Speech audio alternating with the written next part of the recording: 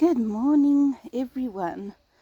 It is a lovely morning here, and I have to apologize for just there being a very long absence of uploads. Unfortunately, life happened, and so I was away from the garden for quite a while.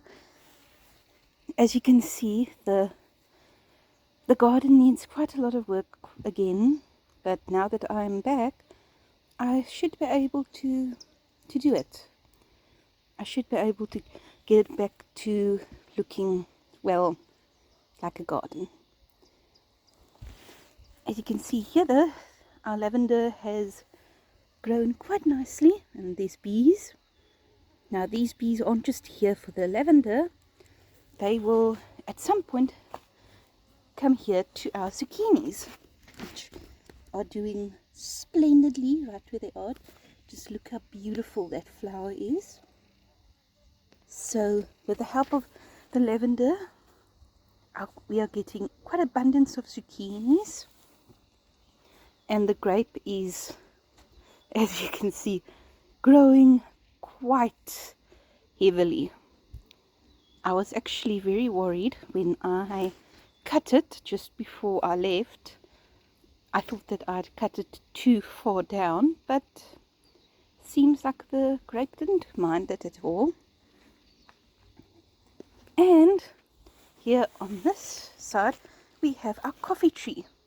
Now yesterday I actually had gone and picked some of the beans or the fruit of the coffee bush or tree. I'm hoping it grows into a tree. There's a few more that are busy ripening still. I will leave them for another day or two before I try to, well, pick them. And this is a new rosemary. Unfortunately, my old rosemary had decided to give up the ghost. It was quite old though, very old, so I didn't blame it. And here is an old member of the garden that has decided to just spring to life again. This is a blackberry. Now here in South Africa we don't actually get blackberries, they aren't native to our country, but we have one, and through some determination, watering and hard work, it is giving us berries. Now the thing is with bees, to get them to actually give berries, you have to train them up, because as you can see, this one that has been tied up quite well, it's got berries, while here this piece that's running along the ground, there is no berries, no flowers, nothing. So there you can see the stark difference between training it and just letting it grow. And right next to it is a young berry that I got before I had left. It's quite small still. I don't expect it to give us berries quite yet, not this year, but hopefully spring or summer next year we will get some. Here we have something that I had planted a while ago, calendula. Now calendula, if you guys want me, I can do a deep dive into calendula in another video, but just to make it long story short, it's a very good flowering bush, and even though it looks a bit wild and doesn't look as pretty as, say, your beautiful sweet peas or petunias or tulips, it is amazing.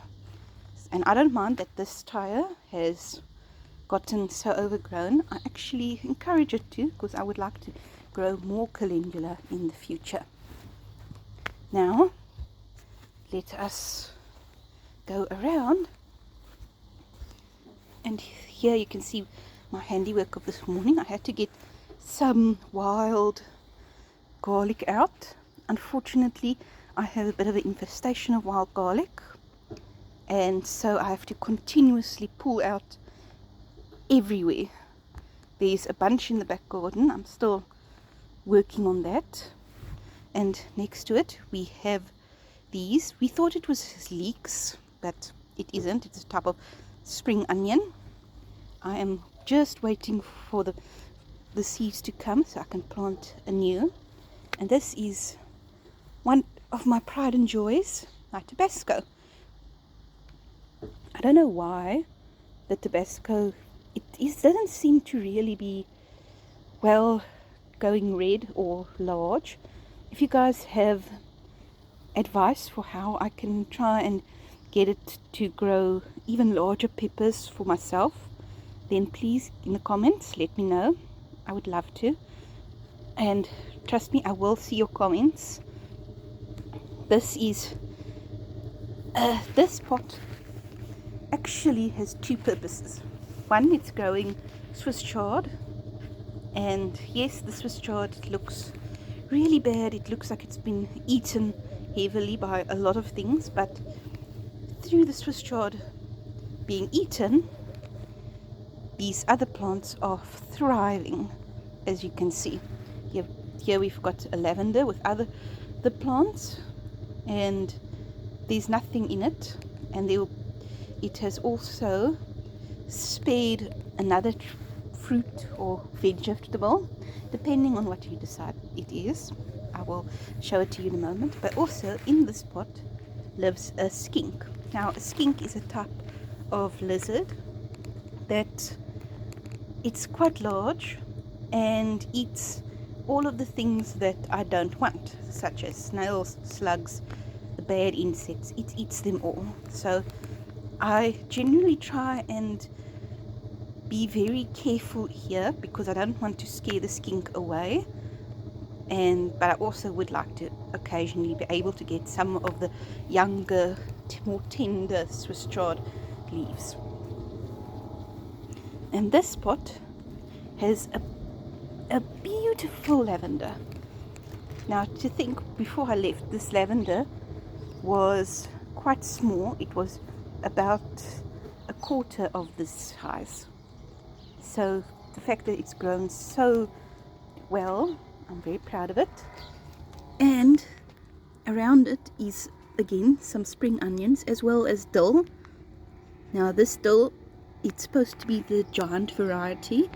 It isn't quite giant quite yet, but who knows, maybe that will change soon.